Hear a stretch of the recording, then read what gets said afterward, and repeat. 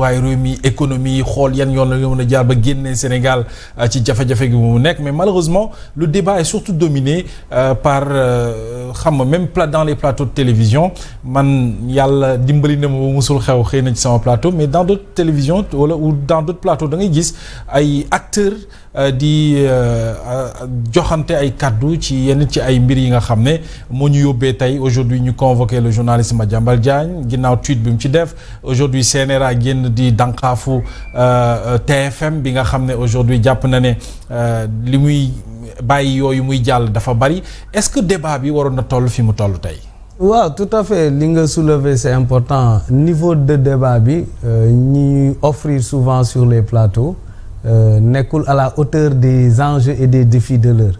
ndax dama koy tàmm wax dëkk boo xam ne ce retard mun nañ wax ne c'est des retards de plusieurs dizaines d'années par rapport ak àddina bi fu mu toll nga xam ne dëkk Asie yi nga xam ne ñun ñoo tolloo woon PIB 1960 tey jii lañ ñu rawee kan mënatu la ko wax et donc waroon nañu def économie wu yenn débat yi ak yenn plateau yi et man souvent dama koy wax acteur politique là mais débat sax dama dul am envie topp di ko seetaan parce que dafay mel nii rek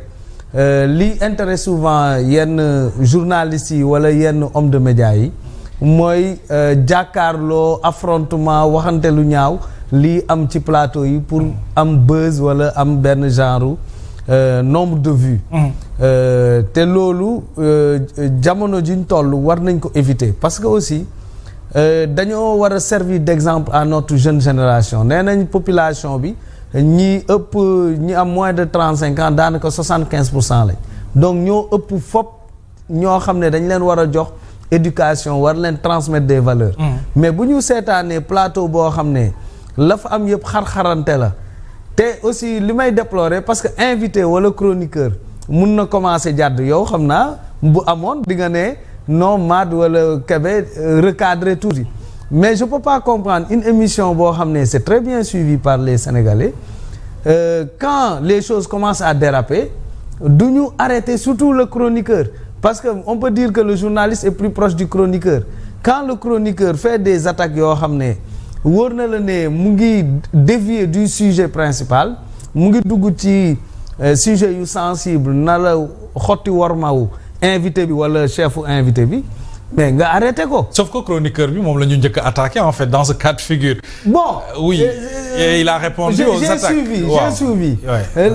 les attaques au début étaient un peu voilées. oui waaw ba sax moom ci boppam nee na ko góor day assumer da ngay jaar ci digg bi ne diw laay wax. bien sûr et donc c'est pour Amadou Ba tu le connais je le connais. il est très cordial il est très correct. vraiment je pense il a essayé de mettre les gants dans sa première intervention. mais nag le chroniqueur est allé te c'est pas la première fois parce que la première fois aussi c'était la même attitude quand il a commencé à déverser sa bile le présentateur pouvait lui dire mais est-ce qu'on peut revenir sur le débat mais ils l'ont pas fait dañ koy bàyyi man des fois ça je me lasse d'écouter la personne mun na wax 10 minutes personne ne le coupe mais il suffit que l'autre renvoie rek le présentateur voilà donc des fois tu sens un peu une volonté de nuire à l'image de quelqu'un. mais souvent yéen en tant que yéen ñi nekk ci pouvoir bi yéen la ñuy indexé ci par rapport ak aux attaques personnelles xam naa ne yow doo def attaque personnelle parce que c'est vrai que ne bëri na ay débat yu ma la suivre ay yu ma la dalal mosoo versé wu ci ay attaques personnelles mais souvent naka ngay jàngati nit ñi di wax ne yéen ñi nekk au pouvoir au fait da ngeen war a relever le niveau du débat waxtaanee l'essentiel l'actualité l'économie ce qui intéresse le Sénégal actuellement que de verser dans des attaques personnelles vis-à-vis aux autres. loolu je suis tout à fait d'accord parce que ñun Sénégalais yi xaaruñu ci qualité de débat dañuy xaar sur des résultats concrets. Bien sûr. Donc on doit délivrer comme on le dit on doit délivrer ce qu'on a promis aux Sénégalais effectivement ñun war nañ def effort. mais xool politique aussi moo xaw a doy waar munoo dem ci plateau ñi attaquer sa leader yow yóbbuwoo sa bopp parce que da nga dem représenter tout un parti donc bu ñuy attaquer sa leader tu es obligé de défendre mais de toute façon CNRA aussi war na jouer rôle am parce que xam nga média newul autorisation ou licence à tout faire day booy bu ñu lay jox licence da nga signer cahier de charge service public de l'audiovisuel ngay délivrer. war ko délivrer ci ay anam yu leer. mais bu ñu demee ba gis yenn dérives yi aussi CNRA war na recadrer. moo tax man jàpp naa première fois bi au mois de mars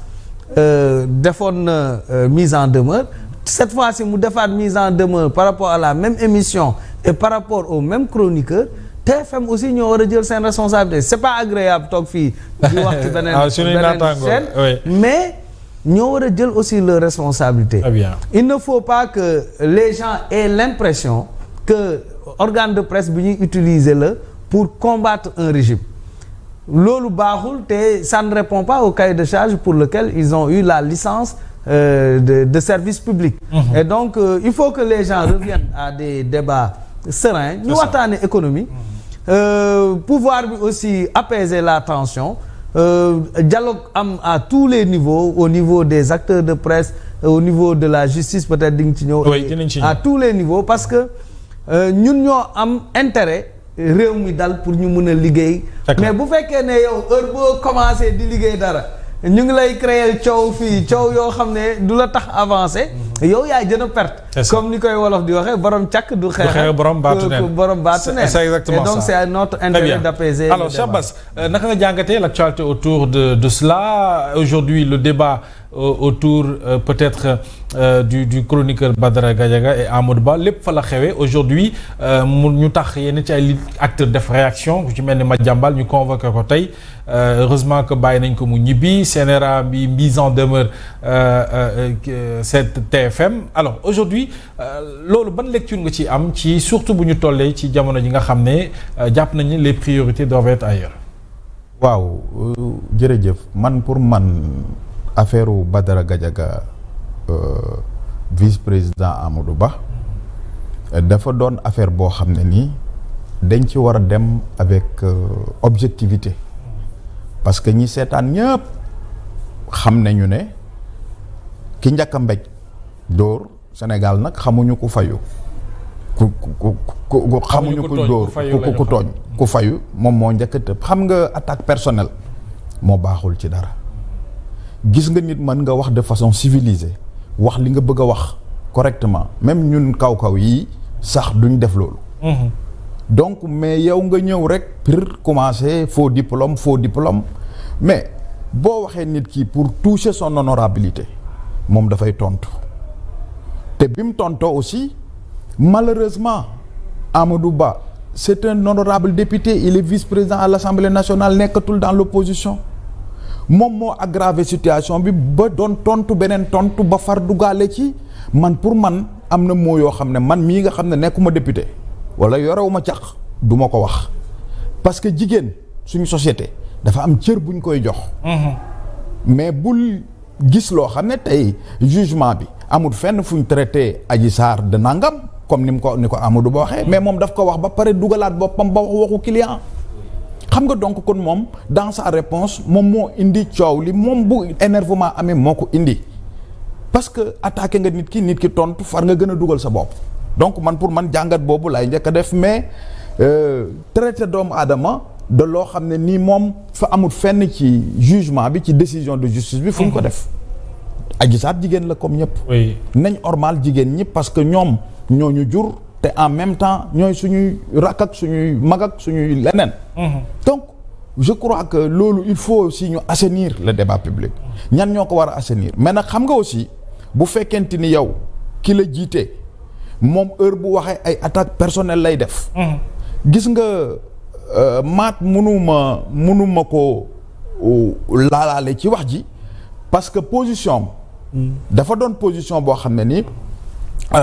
peut-être bu fekkoon mu nga woon Pastef ca opposition ma rappelé ko lañ daan def VAR. C'est ça. Mais mënuma ko ci boole. moom mënu ci bokk voilà xam nga donc c'est normal que mu am une telle attitude mais déglul VAR yi xam nga damay wax ne opposition